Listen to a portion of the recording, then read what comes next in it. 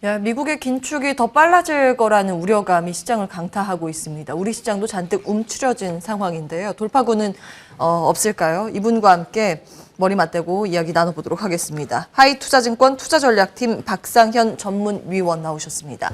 안녕하세요. 네, 안녕하세요. 오랜만에 또 시간 네. 내주셔서 감사합니다. 요즘 뭐 온통 긴축 이야기입니다. 아무래도 긴축에 본격적으로 미국이 들어가게 되면 시중에 있는 유동성이 줄어들게 되기 때문에 시장은 좀 걱정할 수밖에 없는데요. 지금 현 상황은 어떻게 판단하고 계세요? 예, 뭐 이미 시장이 특히 이제 뭐 미국 나스닥 시장이라든지 뭐 개별 종목은 상당히 이제 조정을 많이 받았고요. 특히 이제 당초 이제 12월 FOMC 전망, 그러니까 FOMC 회의가 끝나고 나서는 사실 그렇게 뭐 연준이 매파적인 스탠스가 아니다라는 쪽으로 좀 해석이 됐었는데 갑자기 이제 1월 들어오면서 이제 매파적인 목소들이 커갔고요. 뭐 그것의 큰 배경에는 아무래도 이제 물가 압력이라는 부분 자체가 저희가 무시할 수 없는 부분들이고. 그래서 지금 연준이 뭐 테이퍼링도 조기 끝나겠다, 뭐 금리도 인상하겠다, 거기다 양적 긴축도 하겠다. 뭐 사실 이제 예상치 못한 어떤 트리플 긴축에 대한 우려가 상당히 커졌고요. 또 하나 조금 이제 의외인 부분 자체는 과거 이렇게 사례를 보게 되면 물가 압력이 정점을 지나고 나서 미국이 금리를 인상한 적이 한 번도 없습니다. 그러니까 이번이 처음 케이스죠. 그래서 어떻게 보면 시장도 그 부분에 있어서 상당히 조금은 이제 두려워하는 부분들이 좀 있는 것 같고요. 그래서 일단은 지금 뭐 시장이 전망하는 것처럼 3월에 금리 인상은 뭐 거의 기정사실화되는 부분들이고 이제 남은 거는 그 과연 올해 몇 번을 할 건지 지금 거의 4회 정도가 이제 기정사실화되고 있는 상황들인데 일부에서는 뭐 6회를 할 수 있다. 또 일부는 뭐 3월에 50bp를 인상할 수 있다. 뭐 지금 긴축에 대한 강도가 상당 부분 시간이 흘러갈수록 이제 강해지고 있는데 결국 이제 관건은 뭐 저희가 긴축을 한다는 부분은 뭐 피할 수 없는 상황들이고 연준이 이러한 긴축의 강도를 언제 조금 다소 이제 느슨하게 이제 조금 돌아서느냐 그 시점 자체가 아무래도 이제 물가 변수에 좀 달려 있기 때문에 그 부분을 저희가 조금 계속해서 좀 봐야 되지 않겠느냐 보고 있습니다. 아마 연준도 놀랐을 거예요. 물가가 이렇게 계속 오랫동안 높게 나올이라고는 생각을 당초에는 못했었던 것 같은데 뭐 12월에도 40년 내 처음으로 소비자 물가 지수가 7%. 저도 이제 처음 보는 숫자인데 뭐 이렇다 보니 계속해서 이제 긴축의 시계가 빨라지고 있다라는 그럴 것이다라는 이제 우려감이 나오고 있는 상황이고요. 사실 우리나라는 금리를 선제적으로 올릴 수밖에 없잖아요. 자금 유출을 막기 위해서. 그런데 좀 가파르긴 합니다. 2달 연속 금리 인상을 했는데 그 이주열 총재가 기자회견에서 여러 번 더 그러니까 금리 인상을 더 할 거라는 그런 시사하는 발언을 하지 않았습니까? 이건 어떻게 해석하고 계세요? 예, 일단 뭐 국내도 다소는 조금 매파적으로 좀 더 색깔이 강해진 것 같고요. 그러니까 지난해 같은 경우는 사실 금리를 선제적으로 인상한 부분은 뭐 말씀하신 대로 이제 미 연준의 긴축에 앞서서 이제 선제적으로 뭔가 자금 유출을 막기 위한 부분도 있고 또 하나는 우리나라 부동산 시장 과열을 막기 위한 어떤 금융 불안 그거를 이제 좀 선제적으로 진정하기 위한 목적이 있었는데 그 부분은 어느 정도는 이제 달성이 됐는데 사실 우리나라도 이제 돌발적으로 이제 물가라는 변수 거기에 이제 연준이 긴축 기조가 좀 빨라진다, 또 강해질 수 있다라는 부분 자체가 좀 한은으로 하여금 조금 더 매파적인 색깔을 좀 내게 한 부분들인데요.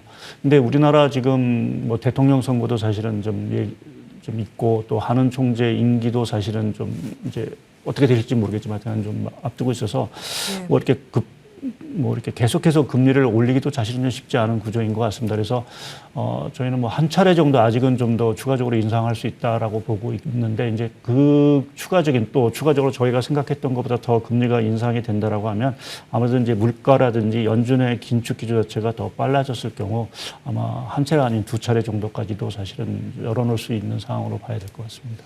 예. 뭐 이런 상황에서 국내에서는 또 기관이 계속해서 이제 매도 공세를 펼치고 있다라는 게 또 하나의 악재 요인일 텐데요. 언제까지 팔까요? 조금 더 팔 물량이 남아 있죠. 예, 뭐 수급이야 뭐 사실은 뭐 주가에 따라서 또 결정이 되는 부분들이기 때문에 저희가 뭐라고 딱 말씀드리긴 어렵지만 사실 좀 재표적으로 이제 에너지 솔루션 이제 청약에 대한 부담이 일단은 가장 큰 것 같고요. 그리고 아무래도 1월 말까지는 또 다음 주에 FOMC 회의 또 결과를 저희가 봐야 되는 부분들도 있고 또 지금 중국의 상황 자체도 그렇게 썩 녹록치 않은 상황들, 그러니까 북경 올림픽이 좀 끝나야 중국에 뭔가 액션이 좀 있을 수 있다라는 부분에서 중국 리스크 자체도 아직은 좀 잠재해 있고 또 국내 뭐 코로나 상황이라든지 해외 코로나 상황도 아직은 좀 안심할 수 없다라는 부분에서 보게 되면 조금 1월 말까지는 사실은 적극적으로 기관이 좀 시장에 좀 매수로 좀 대응하기는 좀 쉽지 않은 상황으로 좀 보고 있고요.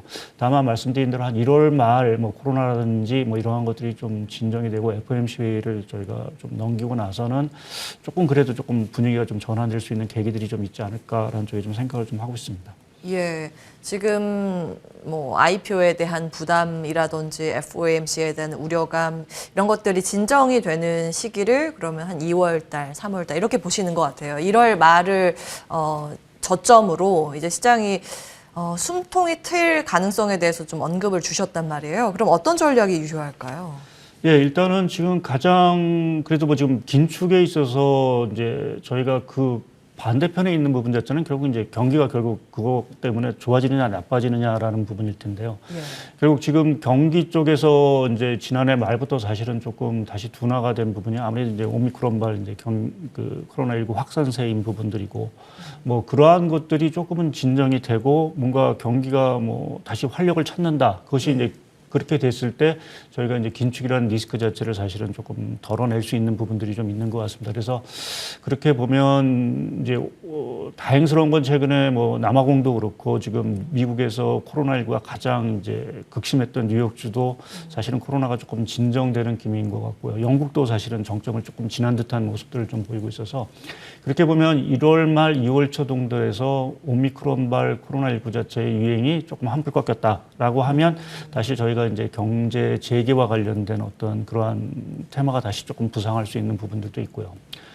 뒤이어서 조금 긍정적으로 보면 이제 중국이 북경 올림픽 때문에 사실은 지금 적극적으로 경기 부양을 못하고 이제 제로 코로나 방역 정책을 강하게 하고 있습니다. 근데 지금 오늘도 뭐 중국 4분기 성장률이 나오긴 하겠지만 지금 중국의 경기 자체가 상당히 우려보다는 좀 둔화 속도가 상당히 좀 빠른 상황들이고요. 이제 그렇게 보면 중국 정부 입장으로서도 이제 경기 부양을 사실은 이제 더 늦출 수는 없을 것 같습니다. 이제 그것이 아마 북경 올림픽이 끝나는 시점 2월 중하순 정도가 되지 않을까. 뭐 3월 이제 전인대회도 사실은 또 예정이 또 있는 부분들이 있어 그렇게 보면 중국이 경기 부양에 나선다라고 하면 이제 경기 어떤 민감주 뭐 이러한 것들이 조금은 또 주목을 받을 수 있고요. 이제 그 후에 이제 관심은 저희가 언제쯤 이제 성장주 자체가 사실은 이제 조금 이제 주목을 받느냐라는 부분 자체는 결국 1분기에 미국의 물가가 정점을 찍었다라는 어떠한 좀 신호.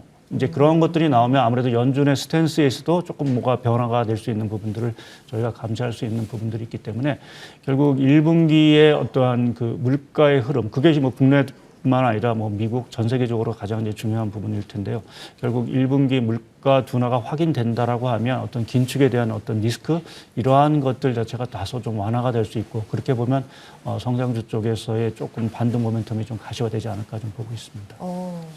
예, 섹터별로 시장의 톤이 바뀔 가능성에 대해서까지 점검을 해주셨습니다. 1월 말을 지나서 2월, 3월부터는 중국의 경기 부양에 대한 기대감도 있을 것이고 오미크론이 정점을 지나가면서 경기 정상화에 시장이 초점을 맞춘다면 그때부터 경기 민감주를 공략해 볼 필요가 있다는 말씀 먼저 주셨고요. 그 이후에 성장주는 시차를 두고 관심권에 둘만하다라는 포인트 잡아주셨는데 그 기준점이 중요한 것 같습니다. 1분기의 물가가 피크, 이제 정점을 어느 정도 확인을 하고 물가에 대한 우려감이 덜어갈 그 무렵쯤에 더 다시 성장주에 대해서 긍정평가해 볼 수 있겠다라는 내용까지 주셨나요? 하이투자증권 투자전략팀 박상현 전문위원과 함께했고요. 출발성공 투자도 여기에서 마무리하겠습니다. 끝까지 시청해주신 여러분 고맙습니다.